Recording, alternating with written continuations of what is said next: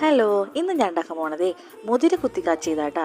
ഇതിനാവശ്യമുള്ള മുതിര നമ്മൾ തലേദിവസം വെള്ളത്തിലിട്ട് വെക്കണേ, നന്നായി കുതിർക്കണം.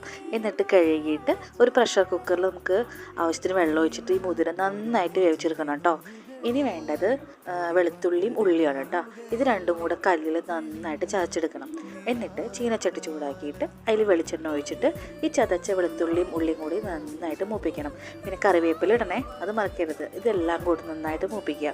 എന്നിട്ട് നമ്മുടെ ചില്ലി ഫ്ലേക്സ് ഉണ്ടല്ലോ, ചതച്ച മുളക്, അതും കൂടി ഇട്ടിട്ട് നമ്മൾ വഴറ്റിയെടുക്കണം നന്നായിട്ട്. അതിൽ കുറച്ചുണ്ടായിരുന്നുള്ളൂ, അതുകൊണ്ട് ഞാൻ കുറച്ച് മുളക് പൊടിയും കൂടി ചേർത്തിട്ടുണ്ട്. ഇതിൻ്റെ പച്ചമണം മാറുന്നത് വരെ നന്നായി വഴറ്റണം. എന്നിട്ട് നമ്മുടെ വേവിച്ച മുതിര ഉണ്ടല്ലോ, അത് നേരെ അതിലോട്ട് തട്ടുക. എന്നിട്ട് കുറച്ച് ഉപ്പും കൂടെ ഇട്ടിട്ട് നന്നായിട്ട് ഇളക്കിയെടുത്തോട്ടാ. നമുക്ക് ലൂസായിട്ട് വേണമെങ്കിൽ ലൂസായിട്ട് എടുക്കാം, ഉപ്പേരി പരുവത്തിന് വേണമെങ്കിൽ ഉപ്പേരി പരുവത്തിൽ എടുക്കാം. ഇത് നമുക്ക് ചോറിൻ്റെ കൂടെ കഴിക്കാം, പുട്ടിൻ്റെ കൂടെ കഴിക്കാം. നല്ല കോമ്പിനേഷനാണ് കേട്ടോ.